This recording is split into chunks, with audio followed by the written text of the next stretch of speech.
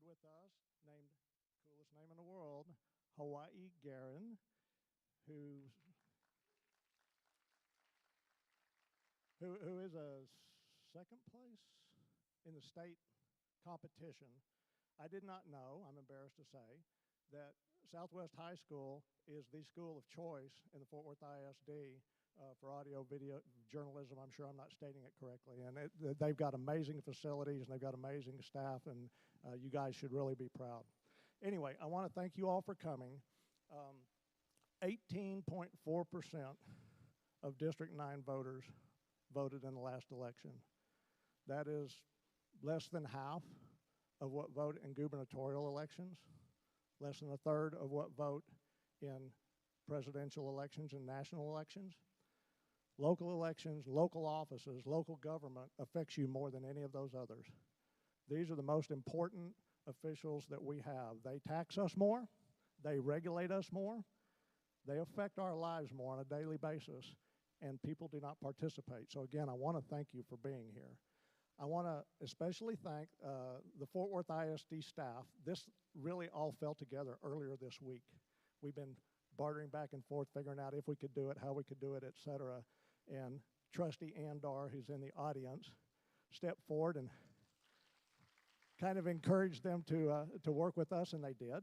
And so we've got this wonderful facility. I did select this facility specifically because I have been a candidate in the past, I have been an elected official in the past, and I've participated in a lot of forums and debates. And they tend to be poorly lit, they tend to have uncomfortable chairs, they tend to have atrocious sound systems, and it's kind of why do it. And I knew that this would be a good event for you all. You would be able to see and hear the candidates, and that's what we want to have happen.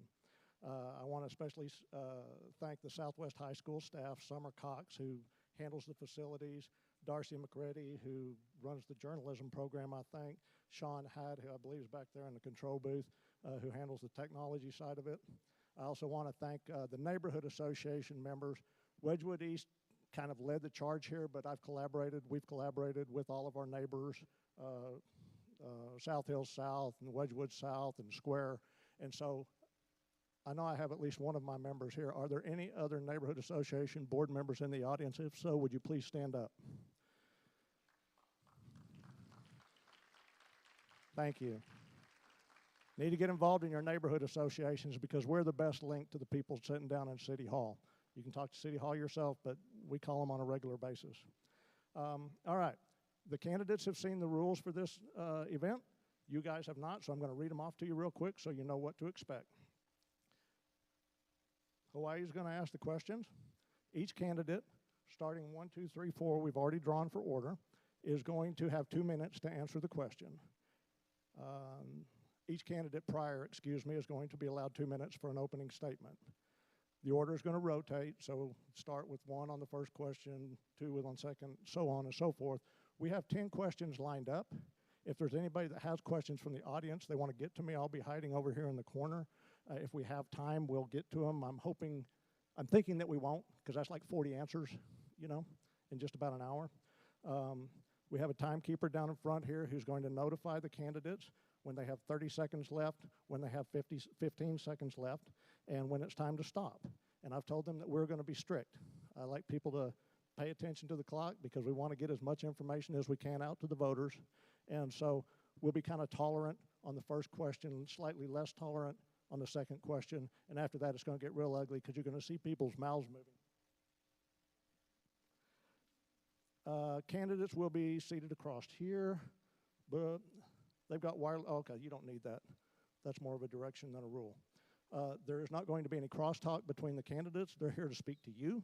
You're here to learn about them, and so that's what we're going to do. If a speaker, however, in their response decides they need to mention another candidate, the candidate that they mention will have an extra minute to respond if they so choose. And then there's going to be a 2-minute closing statement. And that's it. So we're going to be done at 7:45. All of the candidates have been encouraged to hang around a little bit afterwards so they can talk to you one-on-one if you haven't had a chance to already. They'll do it if their schedule allows, I'm sure. Where are we at? I've already mentioned Hawaii, and I'm going to introduce Ms. Hawaii Guerin as your moderator.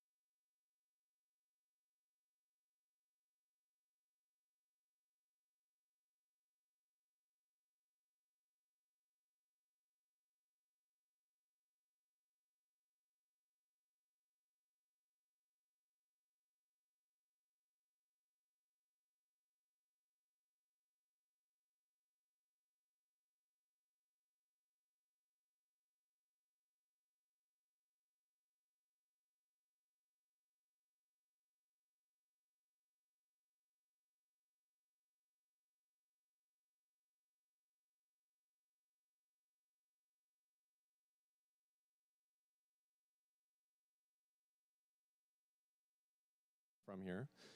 So we're part of that demographic that doesn't currently have any real representation on council at the moment, but more to the point, I love this city and I see a lot of promise in it, and that's the main reason that I'm up here today. I think there's a lot of room to run here in a way that there's not in many of the other cities in the country at this point. I've lived in at least 5 other cities as an adult, depending on how you count it, as an adult or as a city. But I have a lot of models in my mind from those experiences of what growth can look like, what it can do to promote further quality of life for everyone in the city. And I also have a sense of what technology can do to improve our services across permitting, zoning, dispatch. So that's why I'm running and why I think I would be the best fit. So thank you.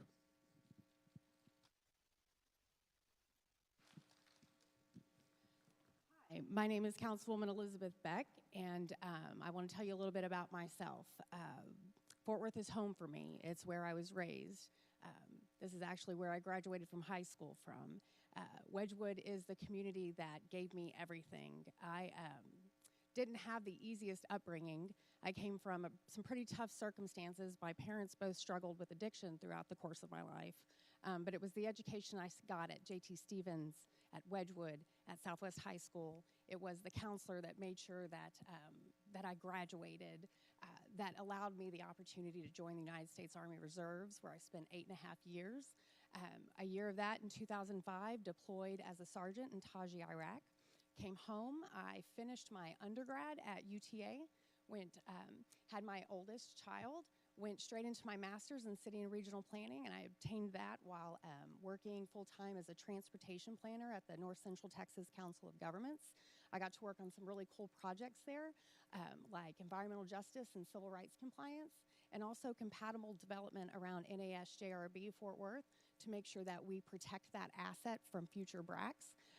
And then I decided to make a little change and entered law school the same day that my oldest started kindergarten. And so I'm a proud graduate of Texas A&M School of Law. And all right, we got some Aggies in the room. And I am running for re-election because there's more work to do. We've had a really successful first term. We've made a lot of progress in the city. Your city runs better because I was elected to serve you at City Hall. And it is important to me to give back to the community, to the city that gave me the opportunity to come from really tough circumstances to be the councilwoman for District 9. And I am seeking your support again for a second term. Thank you.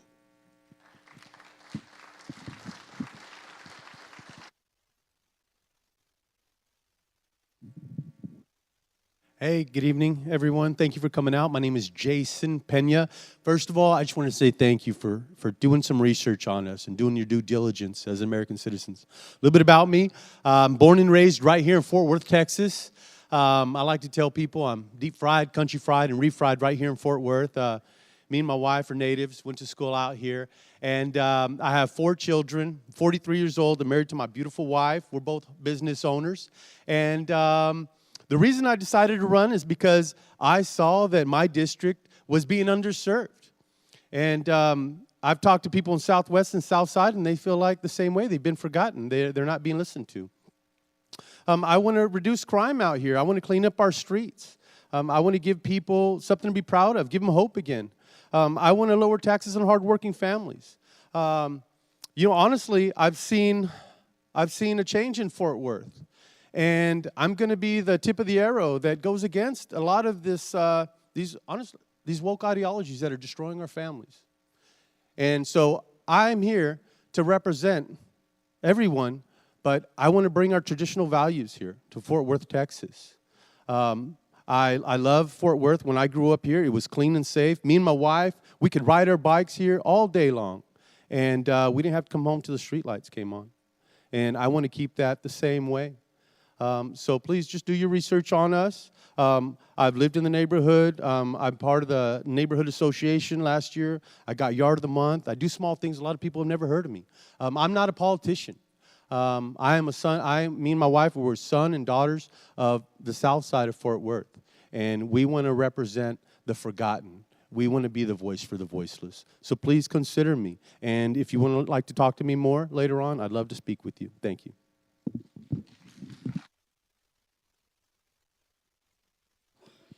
Good evening, y'all. My name is Pamela Bogus. I'm not originally from Fort Worth. I met my husband, who's from Arlington, in law school at Texas Tech, and moved here to take a job at the Tarrant County DA's office. I was there for about 12 years. I was the assistant chief of your gang unit for about 6 years. I was a felony court chief.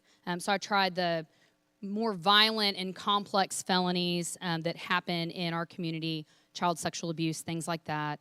I was then a Tarrant County magistrate judge. Then I ran for judge, lost, and found a job in private practice that I love very much, that allows me some extra time with some of my kids. I have 4 kids. They are almost 10, 8, 6, and 3. They are Fort Worth ISD children. My 3 boys are in the Paschal Pyramid. So in terms of running for city council, my experience is almost exclusively in our criminal courts, right?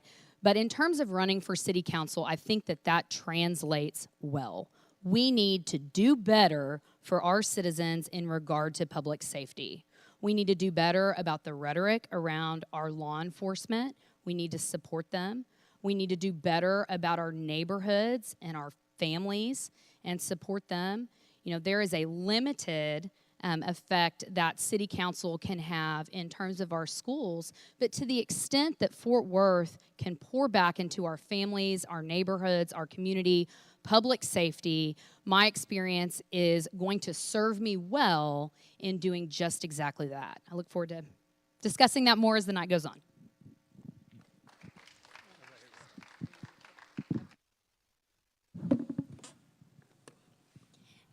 Councilwoman Beck, you've all been campaigning now for 3 months based on interaction with District 9 residents or whatever criteria you consider valid. What do you feel is the top issue facing your voters, and how do you plan to address it?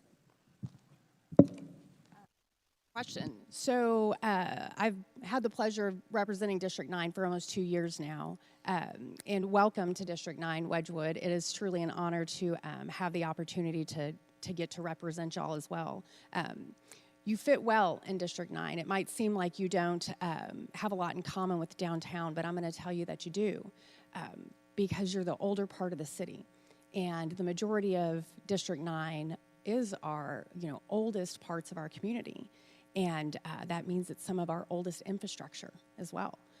And I know that you feel the effects of that here in Wedgwood the same way that they do in Fairmount and Ryan Place, South Main and South Hills. Those old pipes aren't piping the way that they used to. Sometimes they pipe up in the form of a busted pipe. Your streets aren't operating the way that they should. And so making sure that we have adequate infrastructure is something that I hear over and over again from our residents. Making sure we have safe streets. We were not striping our streets in a maintenance pattern that was conjunctive with our product lifespan. We had an 8-year maintenance schedule and a 3-year product lifespan. So when I asked, what do my residents do in those 5 years, they didn't have an answer. So the answer was, we prioritized that in the budget. We got you safer streets. Same with street lights. I got tired of phone calls that said, I've had this street light out for, 3 months or 4 months, and that shouldn't be. That's a safety issue. So we prioritize that, and now our average is 4 days. And so what I hear over and over again from our residents is they want a responsive city, one that provides them with the level of service and the amenities they need to have the quality of life of a world-class city. So that means the meat and potatoes of city business, public safety, making sure that you have safe streets. That's police, that's our firefighters, that's lighting, that's infrastructure, making sure that we are delivering services reliably, and that means improving our infrastructure.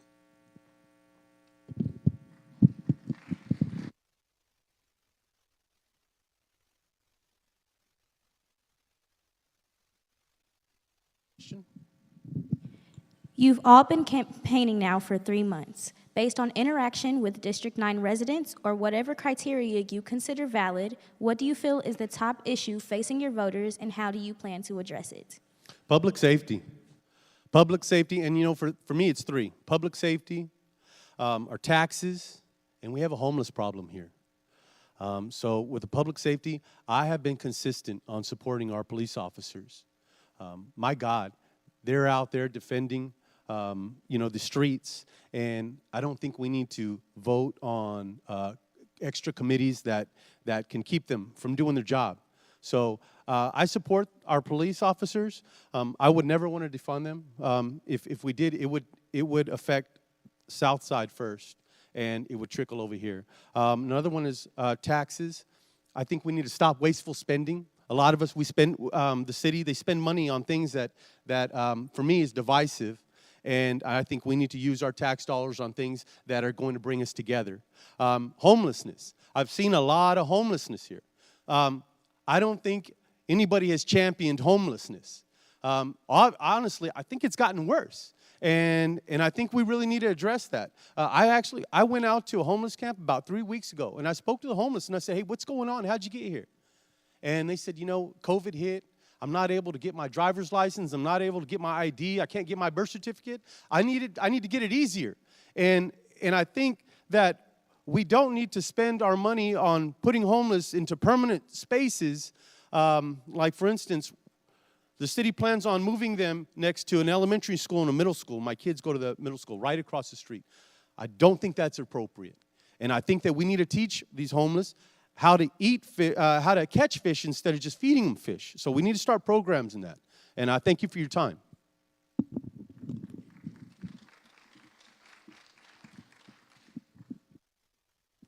I agree that it's public safety. We know when we talk about taxes and our commercial tax base and how we need businesses here so that we can lower our residential tax burden and increase our commercial taxes to give our residents some relief. We can't do that if our city isn't safe, right? We're not going to bring businesses here. We're not going to fix many of the other ailments in our city if we aren't safe. We know, and we've all seen it in the news, that we have a strong political divide right now. Some of our communities around our nation and in some areas of Fort Worth are, for lack of a better word, discouraged. They're sick, right? Morale is down because there is a problem. There is a negative rhetoric associated with police. It's a tough time to be a cop. It's a tough time to be in some of these communities that distrust the police. And your city leadership needs to do a better job helping heal that. They need to do a better job being less divisive and stop being a part of the problem. If we throw money at the police department and we say, we're going to give you more funding, we're going to give you more positions, that does us no good as residents if morale is so bad, like it is right now, that applications are down and they can't fill those positions. Our Fort Worth officers are struggling to keep up with the demand and the need because of what's going on in our community. I'm endorsed by the Fort Worth Police Officer Association in this race. They know me. I have prosecuted police officers that have done the wrong thing. I have also defended them. So I am not a person who is going to unilaterally say that what the police do is right. But we cannot throw the baby out with the bathwater. We have to support our police department, and we need to deal with the problems as they come up appropriately. Thank you. Is it all right if I steal this microphone for a second? I know we're divvying them up between the two, but so in my mind, the biggest issue we're facing right now is a crisis of identity. Fort Worth has grown tremendously and will continue to grow, as will the larger county. And our role within the Metroplex, between neighborhoods and even globally is going to shift. And I think our sort of low tax, low service model is now strained with the increased demand in services, not to mention the increased taxes. And that requires us to evolve. And I think there are a lot of challenges along with that are beyond the power of any single council member or even the council altogether, given that, we have a weak mayor form of government here. We've got a city manager who is the chief executive of our city government, and we need a better informed populace, and we need more people like you all here showing up and getting educated on the issues. And that's part of why I've been working to improve access to information. That's part of why I built the City Council Agenda browser that any of y'all can use that will make it so that you can actually see what's on the agenda, see the attachments in like 5 minutes instead of it taking you an hour. You can do it on your phone now. And I want to see us use the neighborhood associations and all the other existing civil society groups, nonprofit groups to really bring people into what the promise of Fort Worth is moving forward. That I think takes more trust. It takes us getting over some of the fears that we've been sort of huddled away with in our quarantines or in our workplaces or in our car as traffic gets worse. So thank you. Yes.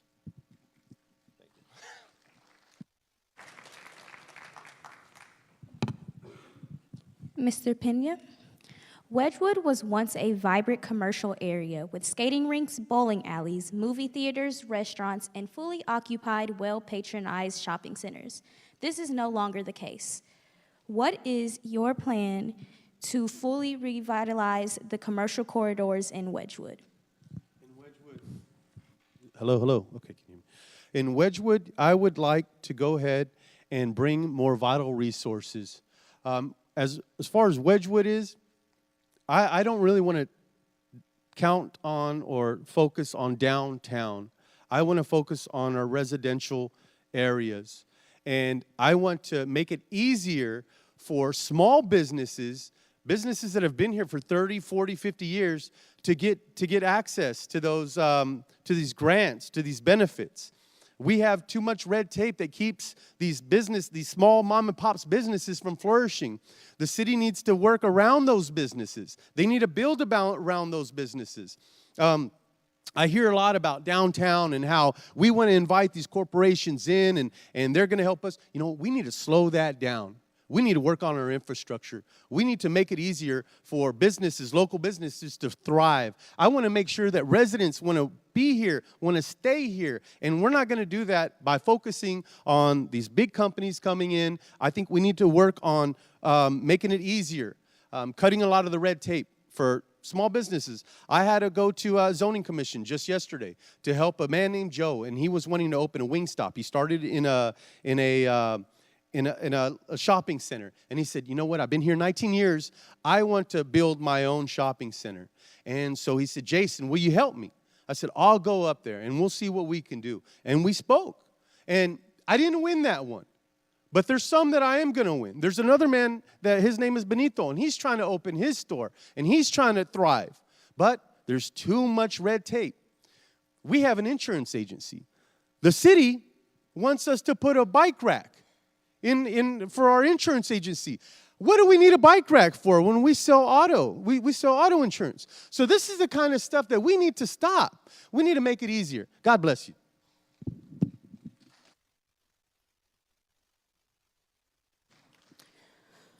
Whether it is residential development or commercial development, those of you who have had the opportunity to engage with the city about whether it is permitting, the water department, I mean, just the insanity that is dealing with the city in order to build, right? In order to create, whether that is to get a variance, whether that is again, you know, business permitting, which can take lots of different types, I guess. It's a real challenge. And so I think city leaders need to do a better job of making that easier to navigate for people who want to bring business in, right? Because Fort Worth doesn't have a great reputation as a place to start a business, right? Certainly not a mom and pop business. You know, if corporations with a lot of resources, you know, they can navigate red tape a little bit better than the rest of us. So at City Hall, in our new City Hall, we need to do a better job of having a one-stop shop so that people can come, they can ask their questions, they can get clear answers, and they can explore their ideas for development. And we need to encourage people to want to develop here. And there are a variety of things that stand in that way, right? I mean, you have seen homelessness in your communities that have created that feeling of a lack of safety. I've heard from business owners near Wedgwood specifically that they didn't feel safe going, you know, to open the store in the morning before people were out because you know, of loiterers and folks that were out. So there's not a lot of easy answers about how we revitalize these neighborhoods, but the city needs to make it as easy as possible for those that want to do so to be able to do that.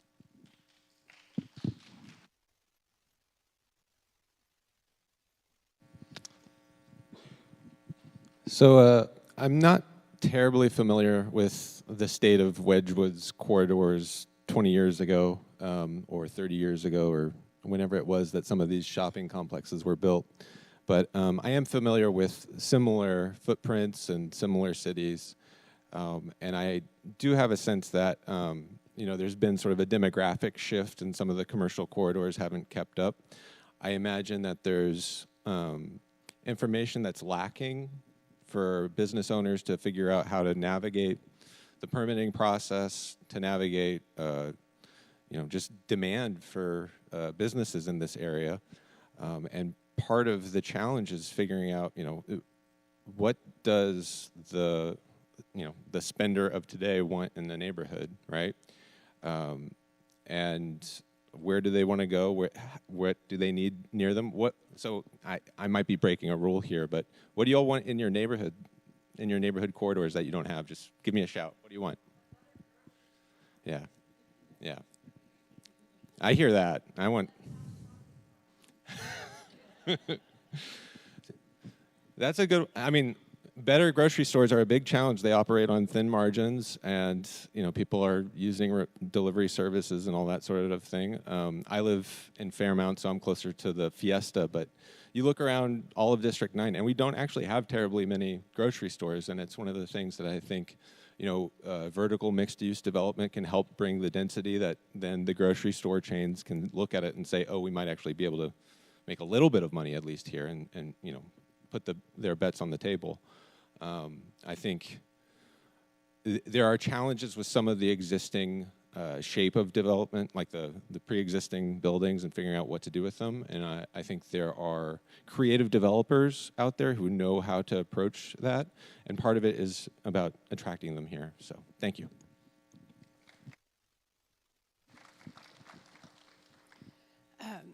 So I remember the Winn-Dixie instead of the Haltom Thrift and the roller skating rink and the really vibrant commercial corridors that we had in Wedgwood, McCartan Alta Mesa, Wedgwood Square, our shopping center on Granbury Road, and those aren't what they used to be. And what Wedgwood really deserves is a plan.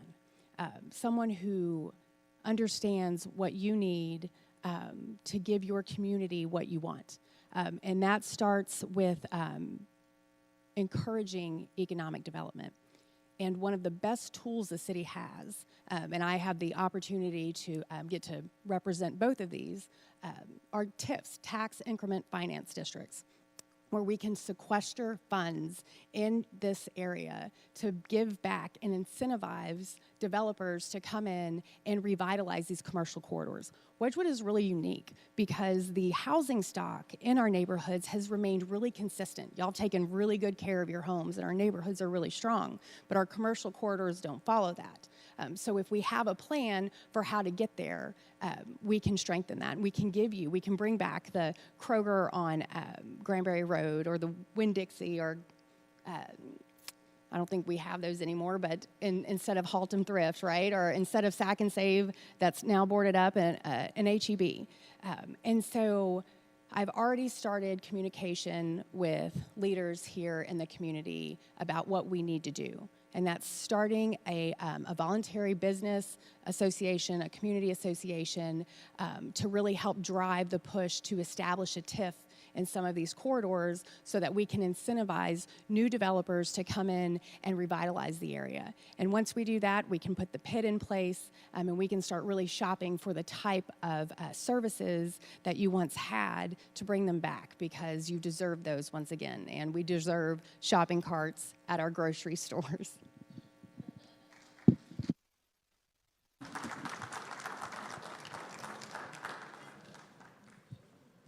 Ms. Boggess, there is increasing homelessness throughout Fort Worth, including Wedgwood, and our residents are increasingly concerned. What is your plan to address homelessness in our area and citywide? Homelessness is a complex problem, right? We know that. We know that some people want a handout of homelessness, right, or a hand up. They want to go back to work. They want to become a productive member of society. We also know that some people, have some mental health challenges. A lot of people have mental health challenges that makes that very, very difficult. We know that there are, substance abuse, there are drug issues mixed in homelessness. And so there isn't one solution for how we deal with our homeless population. The primary provider of mental health services to our homeless community is the Tarrant County Jail, right? And that's the wrong answer, right? I mean, we can largely agree that that's the wrong answer. There isn't just one way that we solve it, right? There are some great things that are happening in Fort Worth. We have a HOPE team. That is a coalition between service providers, law enforcement, and others, where they go out, they do homeless counts, they make contact with people, visit with them, and try to provide those services to get folks help, right? We have a mental health diversion center that's new, that is truly not being utilized. There's the occupancy, we've spent a lot of money on it. The occupancy is 2 or 3 people at a time. Our law enforcement are who are making those decisions, whether or not they're going to divert people to this diversion center. There's no obligation that they stay. So officers take them there, drop them off. If they want to leave, they can leave. They go back out into the community and they do the exact same thing again, right? It's a great idea, and I think we can expound on it, but we have to do it in the right way. But we also need to make sure that we are providing services for folks that we can get out of homelessness and continue the good work that we are doing there. Thank you.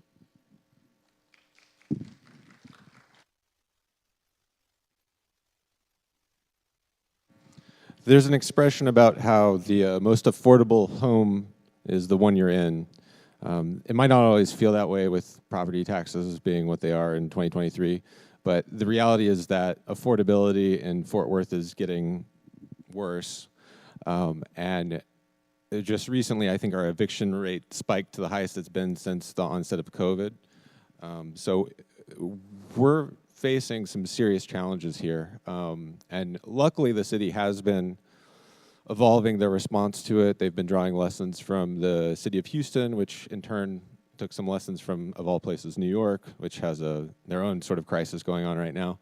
But I actually lived in Houston for a year in downtown where most of the homeless services are located, and I volunteered at a soup kitchen down there and became familiar with a lot of the dynamics involved, compounding challenges that people face, and also saw what sort of Houston was doing to turn the ship around, get people into permanent supportive housing, bring multiple service providers together to help people address the multiple challenges that they're typically facing. I think we see some of the saddest, most terrible stories with homelessness, and we put a lot onto our city services to try to resolve that, even though many of the problems, start at the state or start at the federal level. But it takes all of us working together to address some of these issues and realize that, we have neighbors who need support, and sometimes that support is housing, sometimes that support is drug treatment, sometimes that support is they need a call into not necessarily the police, but emergency response because they're having an episode, as I witnessed the other day on Magnolia when I was out with my son. So I'm familiar with the problem, and I hope we can do more to address it. So thank you.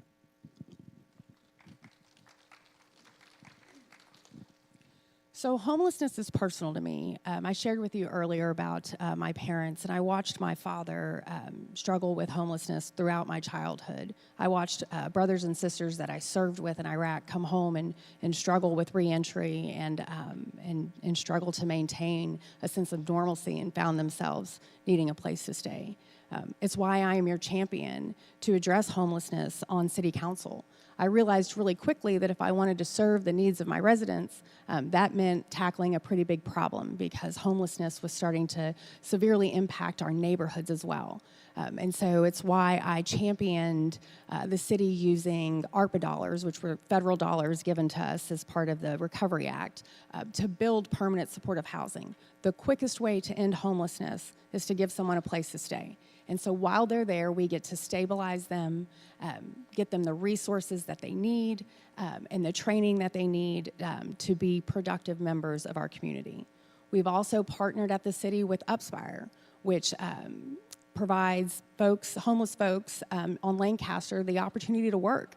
And they go around the city. Many of you might have seen them here in Wedgwood, picking up litter. So it's a way to solve two problems with one stone and giving that opportunity to help people get back on their feet. And I want to clear up some misconceptions about the Jail Diversion Center. I had the opportunity to serve on that board, and we modeled that after Houston. Houston has a 6% recidivism rate, meaning 94% of the people that go through that program don't return. It's for low-level offenses to prevent us from criminalizing homelessness so we can get them the help that they need. The offenses that are allocated to go to that are decided by the DA and the sheriff. And they're not just allowed to walk out of the door. It is voluntary, but if they choose not to receive treatment, they're put in a car and they're taken back to a place of their choice. And so it's a great resource for our community. Thank you.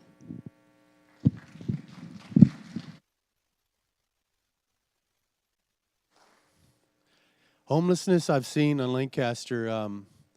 I asked one of the guys, why are they here in this area? And they said because they get a lot of their services from this area. They're provided, they said they get tents, they get food, they get access. And in other areas, I noticed that they also get their services, but it's drugs. And me and my wife, we were run out of our insurance agency because a game room was put next door to us. And it brought a lot of homelessness They get a little bit of change. They want to play. They get a fix. They can buy drugs there. And I think we need to approach that and find out why they're in certain areas and who are the people that are giving them certain drugs. There's people that honestly, Jesus was homelessness, but Jesus also said, if you don't work, you don't eat.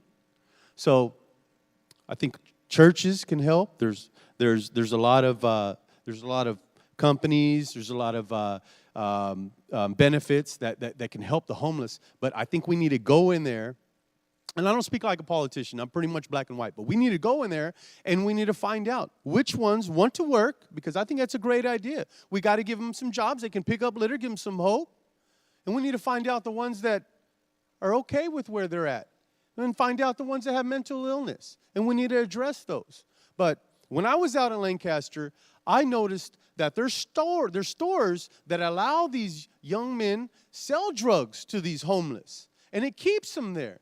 And again, I don't think permanent housing is the answer.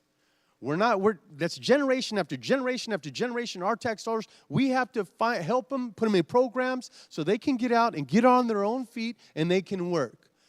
It's temporary. It should be temporary. So I don't believe that, and I think we need to make sure that we don't put it near schools and where there's children around. Thank you. Have a good day.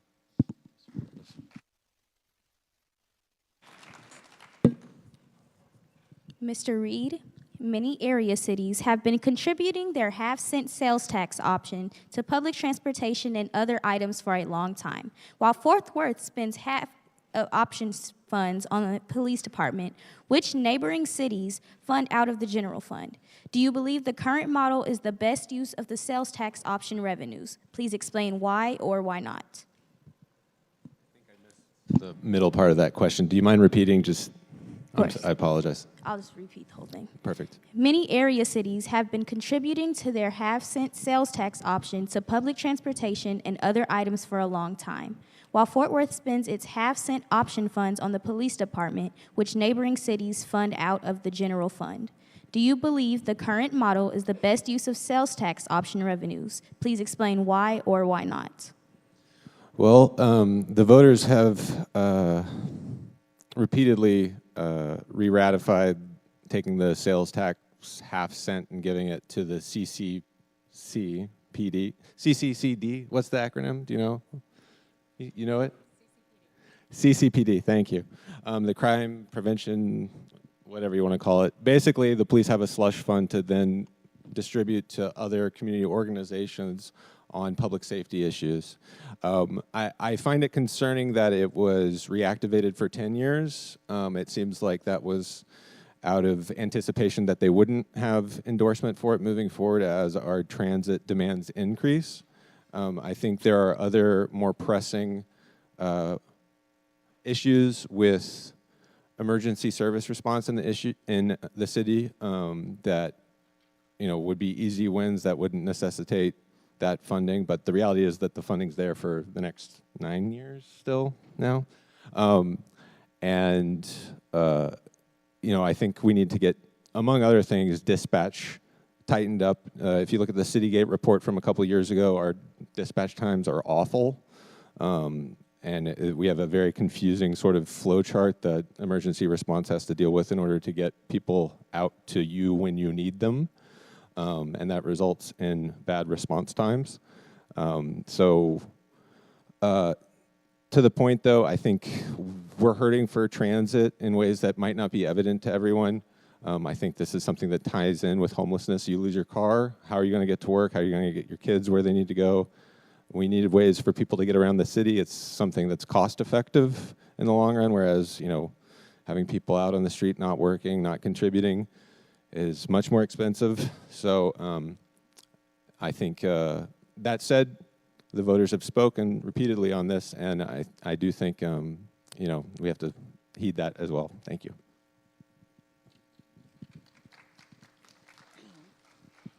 So Fort Worth gains about 20,000 people a year, and as we grow as a community, we're often growing up and getting denser, and that means more cars on your roads. And so if we want to alleviate that traffic congestion, if we want to provide a better quality of life, we're going to have to start looking at investing in transit. And this is where I get to put my transportation planner hat on and talk to you a little bit about how important that is. A robust transit system is for an economy, a community's economy. It allows mobility. People that don't have access to a vehicle, it allows them access to opportunity, whether that be education or enhanced jobs.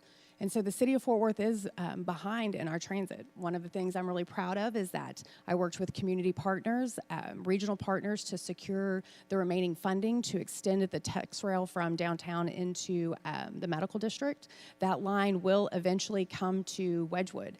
So it will take you from here straight to the airport. And we need to make sure that we're investing in that. That's expensive. Many communities have banked their half-cent sales tax. Dallas did it for 20 years before they built a mile of light rail. And so even if we had the ability to add that half-cent sales tax in today, it'd be a while till we got there. So we have to figure out how we're going to fund this robust transportation system as a community. Right now, that half-cent sales tax isn't available to us. Voters overwhelmingly approved a 10-year extension of our CCPD. And so what they said in that vote was crime prevention, public safety are more important to us right now, today, residents of Fort Worth, than spending that money on public transit. And I respect the word of and the wishes of the voter. It's my job to carry that voice forward, that will forward. And so right now that is the policy. And I think the CCPD is doing some great work for our community. I mean, it really allows our police officers to expand what policing looks like. And we have a recent report said 13% lowered crime rate, and they attributed that to communities and fixing up blight, and that's what the CCPD does for us.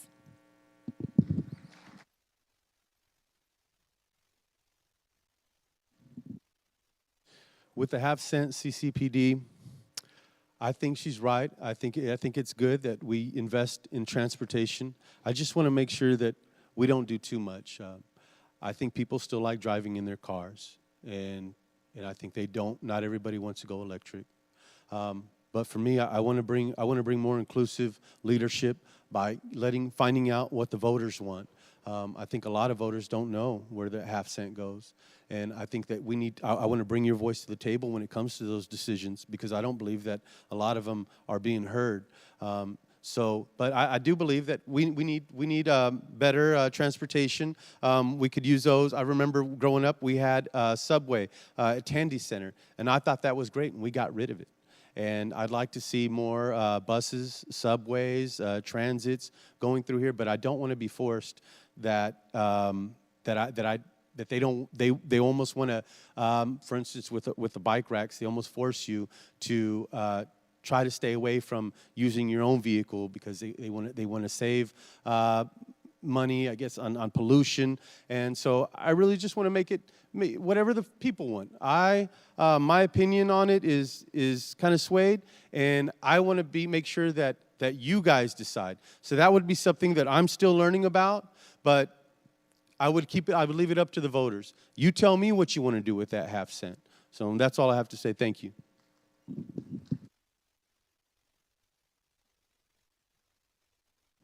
I'll probably give you some time back because I'm going to echo what everybody else said, right? I mean, our job is to execute what the voters have said, right? Which is that the money goes to the CCPD. In regard, and I think that that's smart, right? Our voters, our constituents are telling us as we walk and as you vote that public safety is what you are concerned about. So, and you have said that with your words, but you have also said that with your votes when you re-ratified that money going to the CCPD. I agree that we need to be cognizant of growth and we need to plan for public transportation. But you know, because you're in this community just like I am, that we have some public transportation and it is expensive and poorly utilized. I'm not an advocate for getting rid of it because I think it is part of a growing and robust community just like we are. But I want to see use, whether that is programs that promote use. Before we pour money into that system, I want to see use, because if it's not getting used, we know that we have infrastructure problems and other things that are getting used that absolutely need our attention before mass transit that we're not using. So I am, for the money going to the CCPD. When it comes up for renewal, if we decide that we need to put that money elsewhere, well then, as voters, we will do it at that time. Thank you.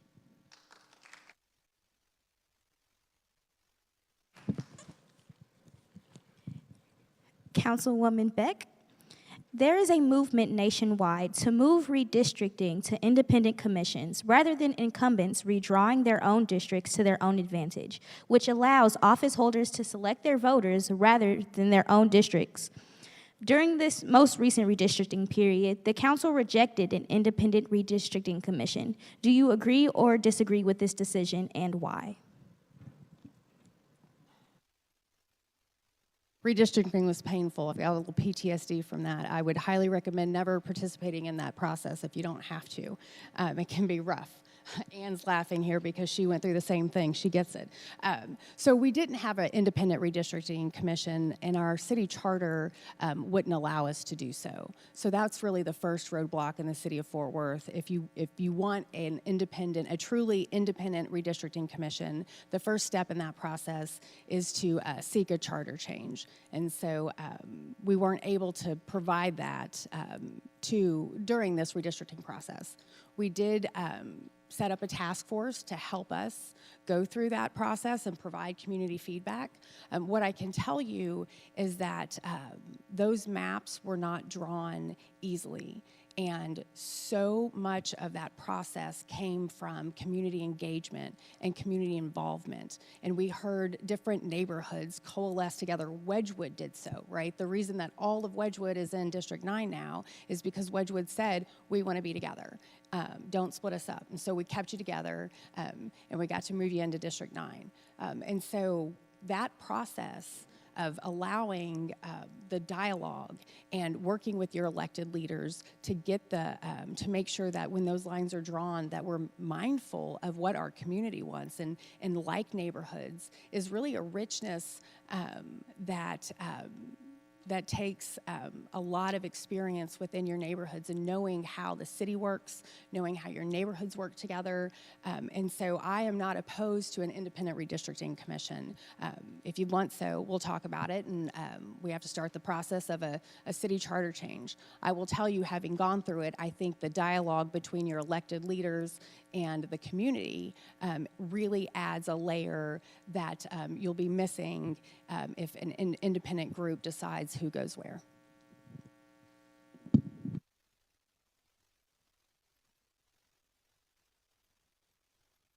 That independent redistricting, where I come from, we call that gerrymandering. And from talking to the community, nobody was happy. That really affected where I grew up at.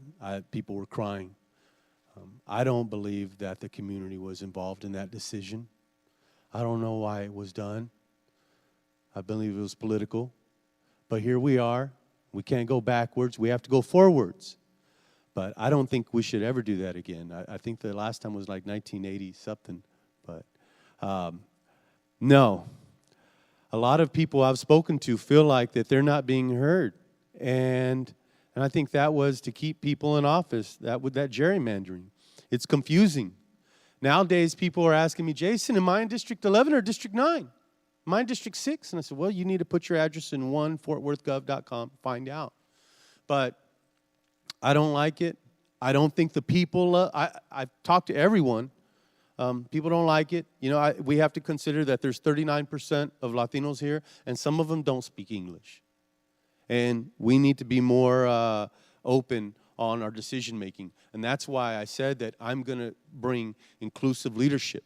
I'm not just going to go by one neighborhood association and say, okay, well, 10 people said it was good. I knocked on every door and I spoke to people, and they said, we didn't know about this redistricting.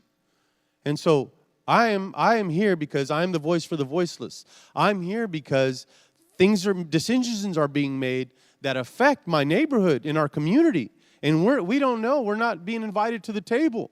So I want to bring vital resources back over here. But that's why I'm here. That map was wrong. And here's a little fun fact, too. They took out my library where I grew up at off of Felix. And they put it inside a mall, 2 kiosks. And so I'm here to put a stop to that, bring some competency over here, and to be the voice for the people. Thank you.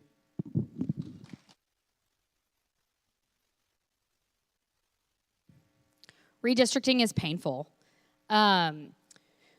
So we know that, redistricting had to be done because we added 2 new council seats, right?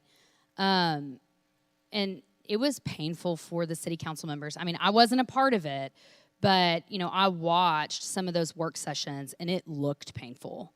Alan Blaylock got redistricted out of his district, right? So to say that our elected officials, did this just so that they could hold on to power, I don't think gives them the credit that they are due for going through this very painful process. They spent a lot of time, many of them spent a lot of time knocking doors and getting to know their neighborhoods, only 2 years later to lose that neighborhood because it went, into another district. It certainly, for many council members, made them vulnerable to a challenger, right? Which might be why there are 4 of us here.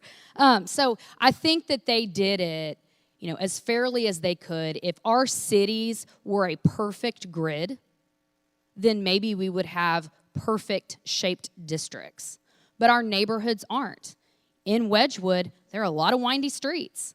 In my neighborhood, it does look more like a grid, but over by TCU and Bluebonnet Circle, there's a lot of windy streets. So you're going to get pretty strange looking maps when you are trying to keep neighborhoods together, try to keep chunks of groups together, and doing your best not to divide me from the people across the street from me. So, as to, a commission, I think that, or an independent committee, I mean, that can be discussed, but like Councilwoman Beck said, now we can't do it. So if that is something that the people want, then that's something that we need to talk about and begin the process for amending the charter. Thank you.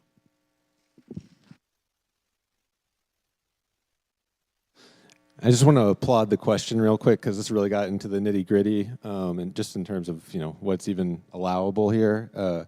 I do think redistricting is a big, fun challenge and just disruptive, right? As all of you, maybe not all of you, but many of you are now in a new district. We have 30% of District 9, more or less, is new to the district, and 30% of who was in District 9 before is now in a different district. So that's a lot of turnover, it's a lot of change, and that's particularly challenging for a city where voter turnout for this round would be, it would be great if we get 15%. So I think it behooves all of us to talk to our neighbors about, the conversation you've had here tonight, what you've learned, what you're concerned about, to learn more about the candidates in front of you and get more involved, get more people involved so that, it's not just Mark running the Wedgwood group. It sounds like you got more help now, but point being that, as the district shifts and as the neighborhoods change, get out there and, bring people into the loop, meet your new neighbors, all that sort of thing, and try to get past your neighborhood too. It's a big challenge. I think it's one of the things that, to me, living in a car-based city, it's very challenging to find the spaces where you can do that. And that's part of why I got involved with organizing around Forest Park Pool. Is it's one of the places where, because we have so few pools now, we have one pool this summer for all of us, all 900,000 Fort Worthians, that you had people from all over the city there, though. That's sort of the silver lining, as it were. So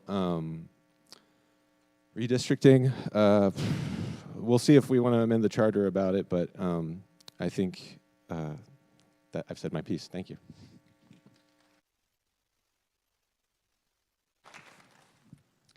So, Mr. Pena, In last May's election, voters turned down an initiative to more than double the current council member's salary to $77,000 and increase the mayor's salary to $100,000. Why do you feel the measure was rejected, and do you feel the current council member's salary of $29,000 is adequate? No, I don't. We raised the taxes on the people, and we voted to raise the taxes on the people, city council members, and they also they got a raise. And for me, this is public servant. This is, if you're in this position, you need to be able to make your own money, have your own business, because you shouldn't be in here to make money. If you're going to be a public servant, you need to be here to serve. And so that's why I'm here. Me and my wife, we have our own business. We're business owners, so we have our own money. I'm not here to make money. I'm here to serve, and I have a servant's heart. I don't think that's right. You know, I'm pretty easy guy. I'll tell you straight up, and I don't believe that we need to give ourselves any more raises. I don't think that we need to move into a huge new tower, the Pier 1 Import Tower. I think it's a waste of tax dollars. I want to go in there, and I want to start using our money wisely. I don't believe we should be investing in Bitcoin. I think that's a waste of money. And so I think that if you're in this position, you don't need to be voting for a raise. You need to be in here to be a servant. And if you're in this position, you need to you need to be a business owner, so you're not depending on this job to make money. Thank you.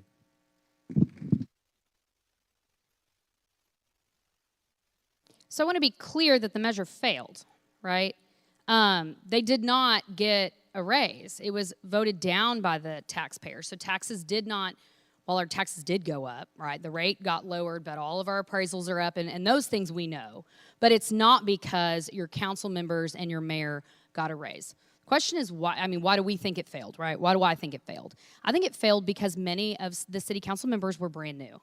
We had this sea change where Betsy Price had been the mayor for a long time, and many council members resigned, ran for mayor, and we had all these new council members and a brand new mayor. And I think folks wanted to see, what are they going to do, right? What's going to happen?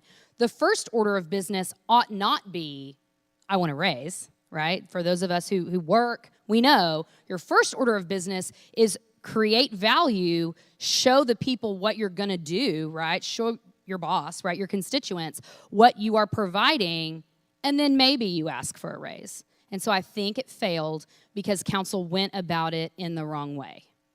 However, it is also not in keeping with our city charter that our council members and our mayor are full-time employees. City council you're meant to have your job, your life, your career outside of city council in the community, and then bring that leadership and that experience that you have to city council and use it to run an efficient city.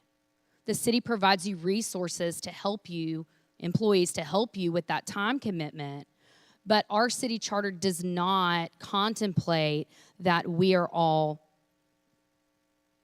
employees, right? We are supposed to be leaders, and there's a stipend associated with that. So I think that is why it failed.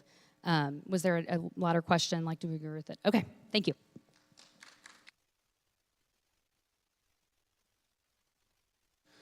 I'm very disappointed that it failed, to be clear. But the reason that it failed, I think, is fairly complicated. I think a lot of people are straining under the increased cost of living, and it was sort of like, why should they get a raise when I'm barely holding on right now for a lot of us? And again, I think there are a lot of people who don't realize that the salary for your council members is not a significant part of the city budget by a long shot. And in fact, it's probably one of the best ways to increase the efficiency of your government is to have more people who can be involved without requiring, say, like a $25,000 check from a single donor, right? So I'm up here on my own 2 feet. I haven't taken any money from anyone, and I am straining at the idea of how I would make it all work out. Luckily, you know, my wife works, but, you know, I would be lucky if, you know, this will cover childcare for me for the year, right? So the reality is that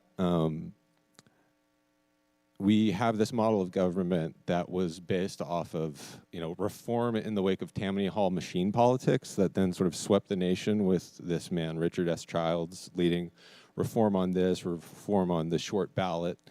And ironically, we're now at this point where we have incumbent city services that don't change with the mayor that are, surprise, surprise, a little slow to evolve as the city changes. So I think there's a lot of sort of coming to terms with that we're up against right now. And, you know, that said, you know, maybe this is, you know, we get what we pay for to a certain extent. So hopefully we see more and we are willing to pay more for it down the line and get more out of it again. So that's all I have to say. Thank you.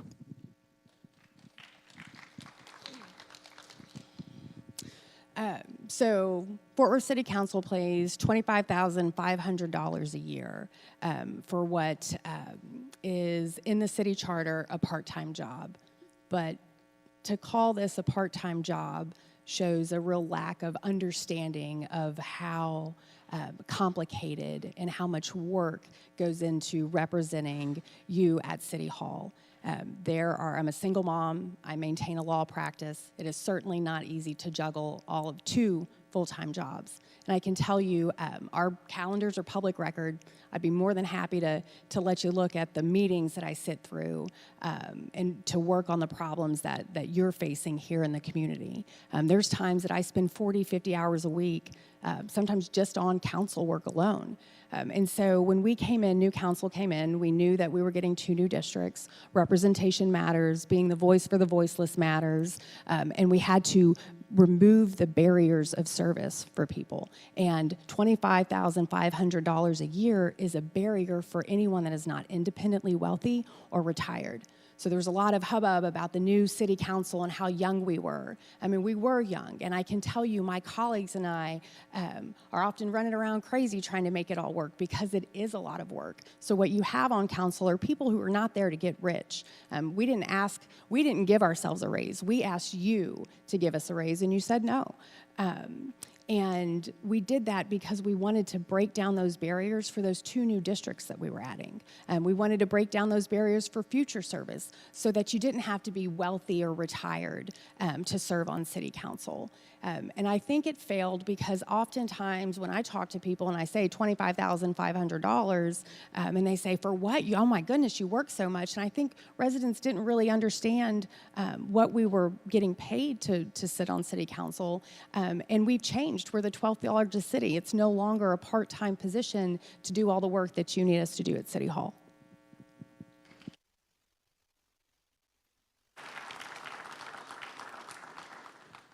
This will be our final question of the night. So, Ms. Boggess, I ask you, Fort Worth is a diverse city with neighborhoods ranging widely in terms of wealth, ethnicity, race, and age, so forth.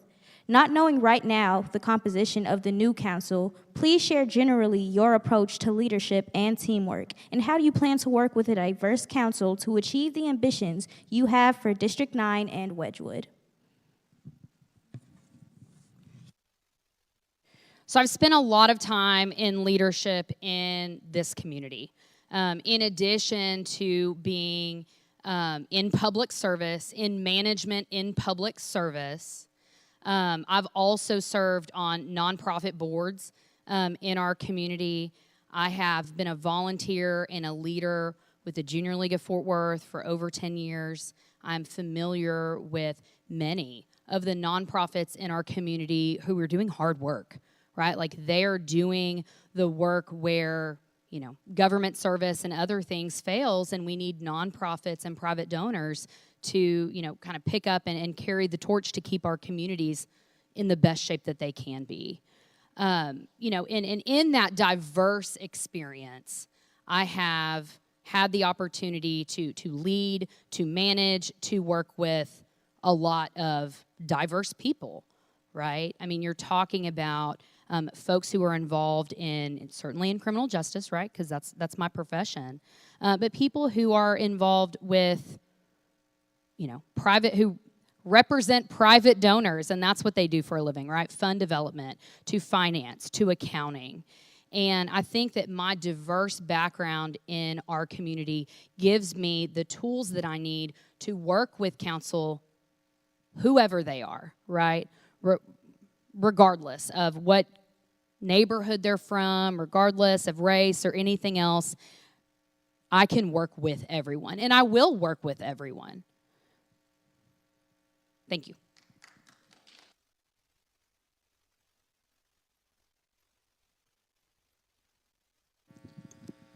So how to work across districts, neighborhoods, all of that in a big growing city that has very different neighborhoods. I think it's a magnificent challenge. Again, partly because we have so few places where everyone in the city comes together. So you don't really have so many opportunities for, the way like I meet my neighbors, let's say. Like I walk down the street and with my dog or with my toddler, and I say hi to my neighbors, and I end up learning, what they do, what their concerns are, all that sort of thing. And it's much more difficult to do that when you don't know where the heartbeat of a community is, or where the neighborhood lives, really, Luckily, having a young child, you suddenly become aware of where every playground is, especially the ones with the shade in the summer. So I think that said, besides the person-to-person neighbor in the big city kind of thing, the neighborhood associations that we have, I think strengthening those, working with those, and empowering those to get better information out to their constituents, and open channels of conversation, not just with your district representative, but with other representatives. In the background, I've been thinking about, with the question about redistricting and salary and all of this, about Fort Worth used to have at-large representatives. We got rid of those at a certain point because there was a concern about equitable representation. And I think I moved from Philadelphia most recently, and they have at-large representatives there, and they actually help to get services delivered across district lines. They're sort of the most responsive to concerns because they have to prove their worth. They don't just have their power base to sit on locally. So it's something to think about. Yeah, thanks.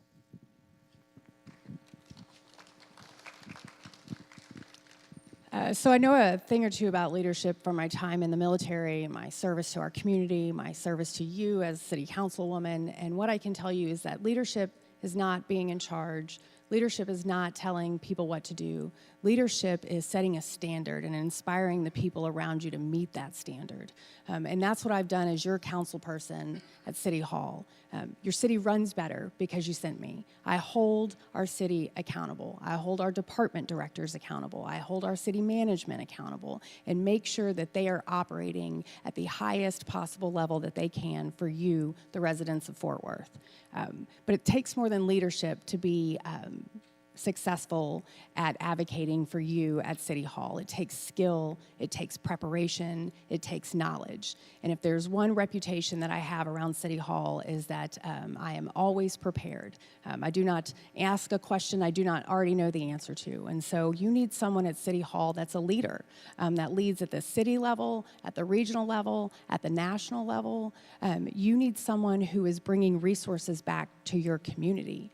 You need someone who is skilled and able to work with people regardless of partisan splits or policy divides. There is not a single council member on that dais that I have not been on the opposite side of a vote with at least once or twice. That's because when you focus on good, pragmatic policy, you find ways to collaborate. You find ways to communicate. And that's what you deserve in a city council representative at City Hall. You deserve a leader, one that is prepared, one that is tough, one that holds your city accountable, one that goes every day, rolls up their sleeves, and works to make our community a better, safer place to live, work, and play.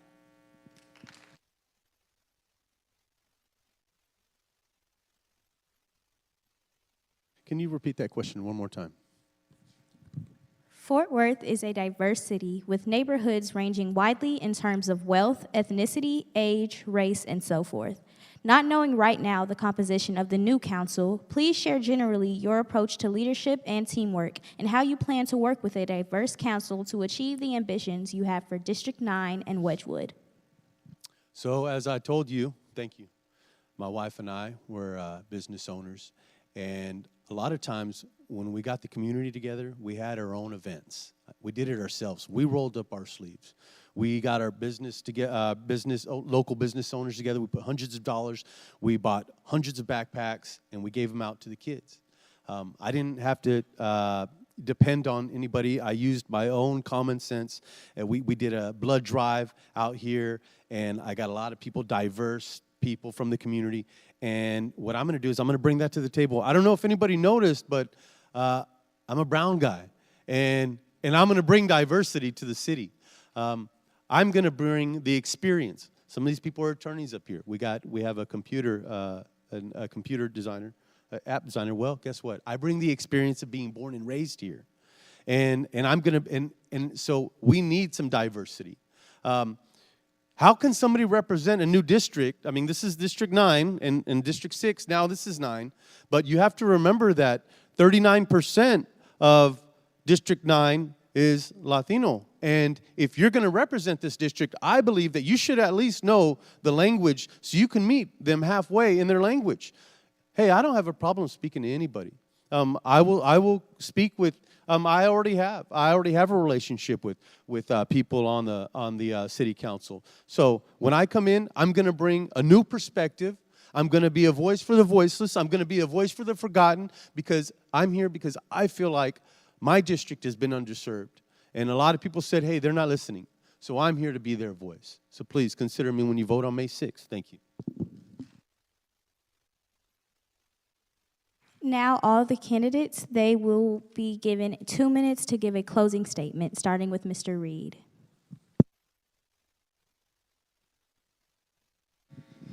Just to correct the record, I'm not a computer designer, though I do work with computers. I'm flattered, though, that you might think I'd be able to do that.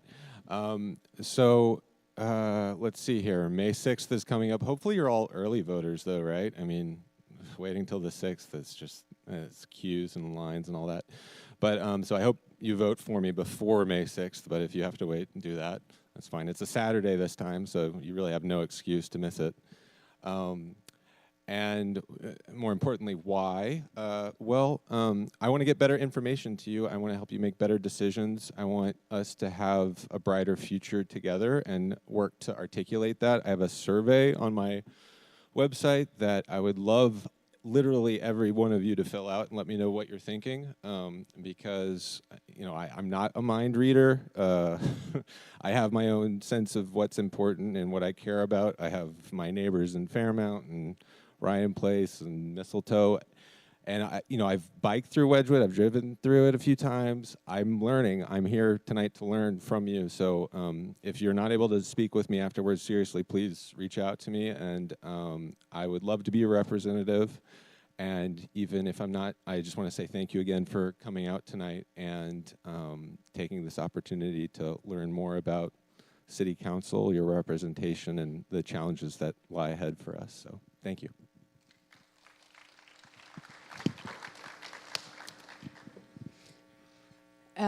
My first term on council truly has been the honor of a lifetime to be able to represent the community that I love so much at City Hall, to provide better services, to provide better amenities, to bring back Forest Park Pool as just as strong, if not stronger, than what it was before.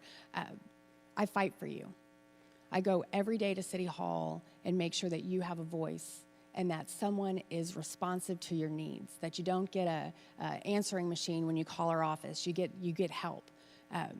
You deserve an advocate at City Hall.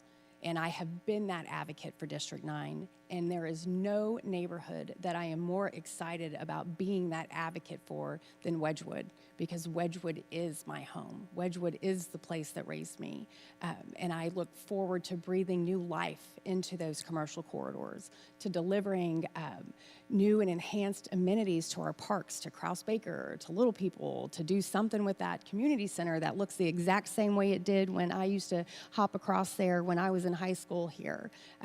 And that's what I'm looking to do on City Council. We have been really effective in our first term. We have provided better services. We have made our streets safer. We have added new firefighters. We have reduced your response time to 911. And that's all because of the hard work that I have put in at City Hall. And that's why I'm asking you to send me back for a second term to be your city councilwoman for Wedgwood, to be your voice and to be your fierce advocate.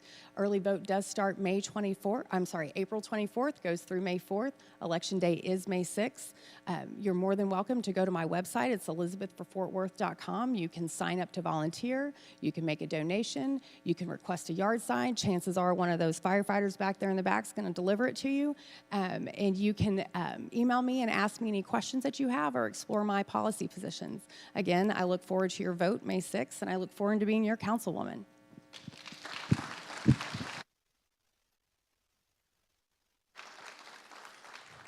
Well, everyone, I think you've noticed already I'm not a politician. I'm grassroots. I'm just like you. I'm going to represent your voice, folks. And I don't think that it's gotten safer over here. I don't think the homelessness has gotten any better. So I think we need to try something new. I think we need to try something new, someone new. And I'm going to be the voice for all of you. I'm traditional. I'm Christian. I'm not ashamed to say it. I love America, and I'm going to go against anything that is divisive, and I'm going to speak for you. God bless you guys. Vote for me May 6th.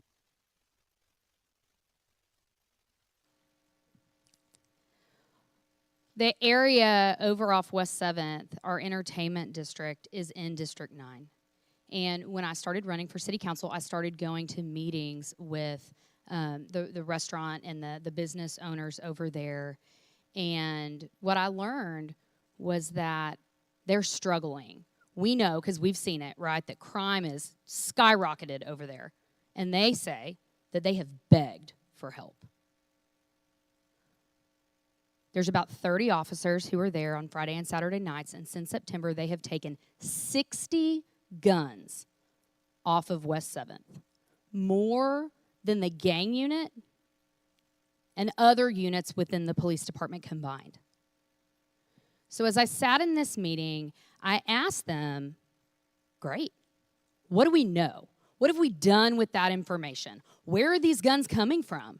Because it's never a good idea to take guns and dope to a bar like we see currently happening off West 7th in District 9. The answer that I got is nothing. We haven't done anything with that information. We haven't looked any deeper than to put a Band-Aid on the problem, and we're not being responded to. I pledge to bring leadership, a fresh perspective, fiscal responsibility, and public safety to District 9, because that is what you are asking us for, and that is what you deserve. Thank you.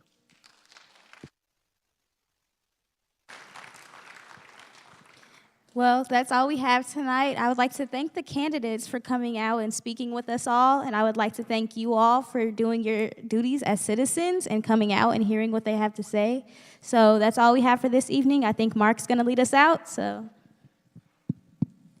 thank you all so much for coming. This is a great crowd. I want everybody give a big round of applause to these candidates. I think everybody did a wonderful job. I very much appreciate your respecting the clock. I very much appreciate Miss Danielle being such an exceptional timekeeper. I very much appreciate Hawaii, coolest name in the world, for her wonderful service. Big round of applause.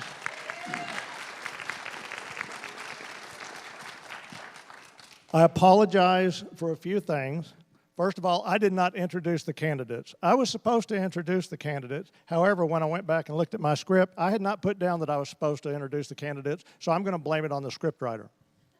Second thing was, I've got them lined up 1, 2, 3, 4, and it's supposed to be 1, 3, 2, 4. And it would have saved the microphone silliness, but I screwed up on that. Anyway, you guys have been wonderful. I am so proud of you for coming. I appreciate you being here so much. I trust that you're going to be able to go out and make an informed vote after this. I trust that you're going to go out and speak to the folks who were not able to come.